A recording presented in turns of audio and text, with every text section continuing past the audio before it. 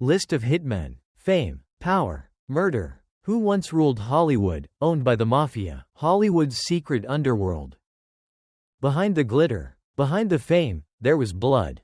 For every shining star who walked the red carpet, there were shadows lurking just beyond the spotlight.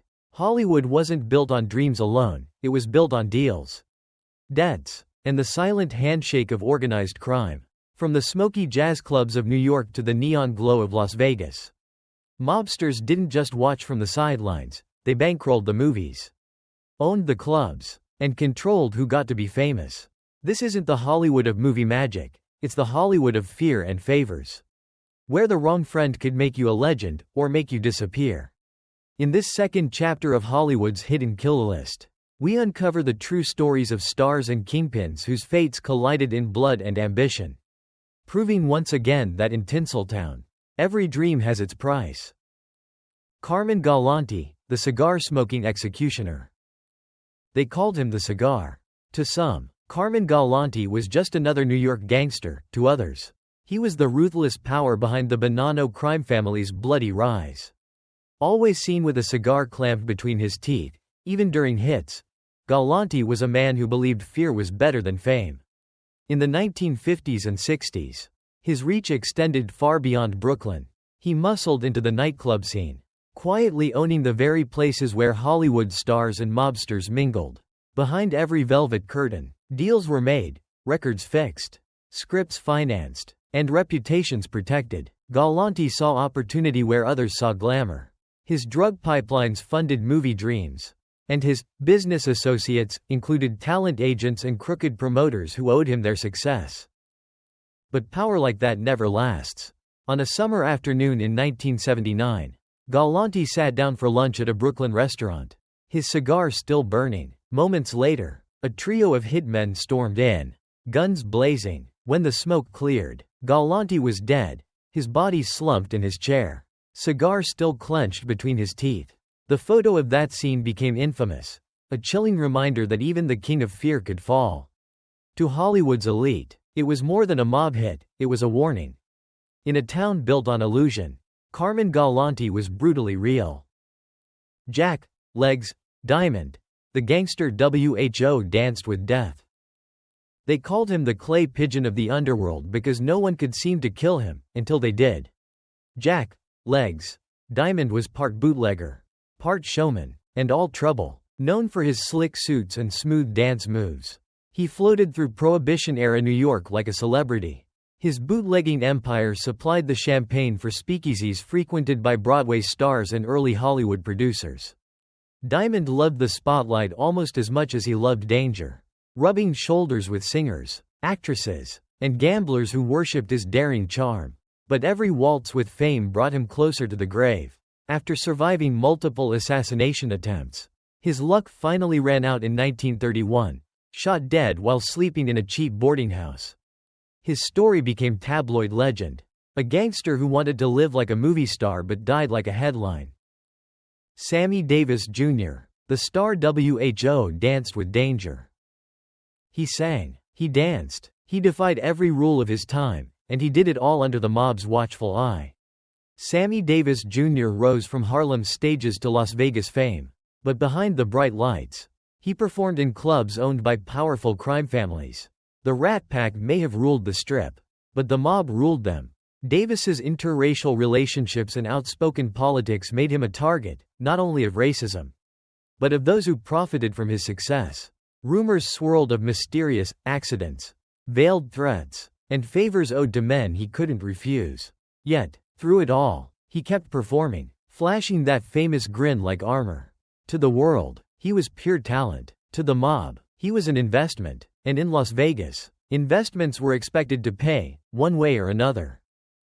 Frank Rosenthal, the real-life ace of Casino. Before Casino hit theaters, there was Frank, Lefty, Rosenthal, the real-life gambler who turned mob money into a Vegas empire. A genius with numbers and nerves of steel, Rosenthal managed casinos like the Stardust and the Fremont, all secretly backed by Chicago crime bosses. He turned Vegas into a spectacle, blending glamour with danger, and fell for Jerry McGee, a showgirl whose beauty masked chaos. But when the mob lost trust, the stakes turned deadly. In 1982, Rosenthal survived a car bombing that should have ended his life. The explosion was the mob's way of saying, "Game over." He fled Vegas soon after. But his legend lived on in Scorsese's Casino. In Hollywood's version, the story ends in fame. In real life, it ended in fire and betrayal. Bugsy Siegel, the mobster who built Las Vegas. Before the neon lights and high-rolling glamour, Las Vegas was nothing but desert sand and broken dreams, until Bugsy Siegel arrived. Handsome, reckless, and dangerously ambitious, Siegel was the mob's golden boy. He envisioned Vegas as a paradise of money and pleasure, a city where Hollywood and the Mafia could finally meet in the open. With mob financing and movie star charm, he built the Flamingo, the first luxury casino on the Strip. Stars like Clark Gable, Judy Garland, and Lana Turner flocked to its opening, turning organized crime into entertainment royalty overnight. But Bugsy's vision came at a price. The project bled millions, and the mob grew impatient. On June 20, 1947, Siegel was shot through the window of his Beverly Hills mansion, his dreams shattered before it ever paid off. Yet in death, Bugsy became immortal. Las Vegas rose from his ambition, proving that sometimes the biggest gamble in Hollywood isn't on screen, it's survival. Mickey Cohen, Hollywood's mob ambassador. In the 1940s and 50s, Mickey Cohen was more than a gangster, he was Los Angeles' unofficial mayor of sin. Sharp-dressed, sharp-tongued, and endlessly photographed, Cohen ruled the city where fame met fear. His operations stretched from illegal gambling to Hollywood protection rackets. But he also played host to the stars. Frank Sinatra, Judy Garland, Lana Turner, Cohen knew them all. And many owed him quiet favors. He loved the cameras and loved the chaos even more. But when his empire grew too public, the feds came knocking. Cohen spent years in and out of prison, losing his fortune and his friends. By the time he died, the parties were over, and Hollywood had moved on. Still, his legend lingers, a reminder that in mid-century Los Angeles, the mob didn't just crash the party. They owned the guest list. Benjamin, Dopey Benny, Fine, the accountant of death. Benjamin, Dopey Benny, Fine wasn't the kind of mobster who carried a gun. His weapon was a ledger. A quiet genius with numbers. Fine handled the money that fueled both organized crime and the entertainment industry. He laundered mob profits through nightclubs, studios, and talent agencies, keeping the books spotless while fortunes changed hands in shadows. But when he started keeping more than his share, his brilliance became his downfall. In 1938, he was found dead in what police called a robbery gone wrong. Everyone in Hollywood knew better. Fine's murder was a message. No one, not even the bookkeeper, could outsmart the mob. His files vanished overnight, and so did the paper trail linking crime to cinema. Dutch Schultz, the gangster who wanted a Hollywood ending. Dutch Schultz dreamed of becoming a movie star in his own story, a gangster who'd live forever on screen. In the 1930s, he tried to buy film rights to his life and even approached producers to make it happen. But his vision of Hollywood glory was backed by violence.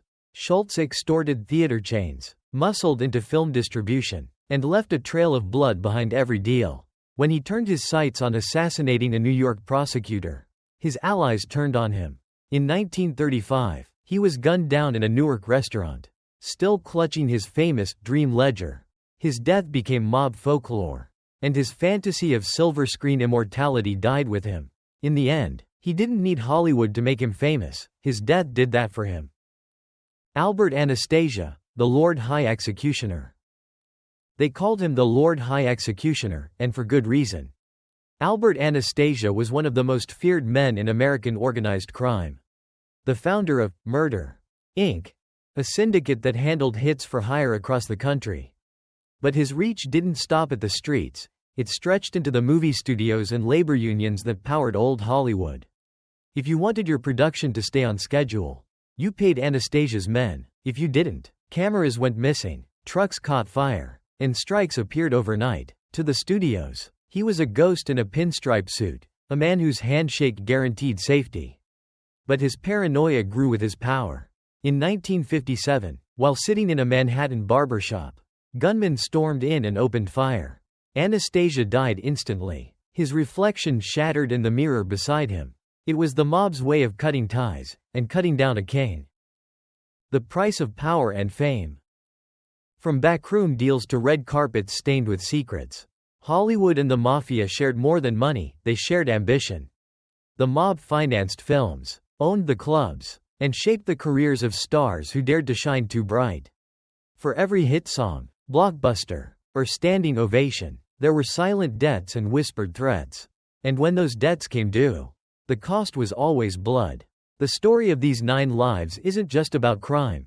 It's about the hunger for immortality in a world that chews up even its kings. Because in Hollywood, the line between fame and fear has always been razor thin. The mob didn't just haunt its history, they helped write the script.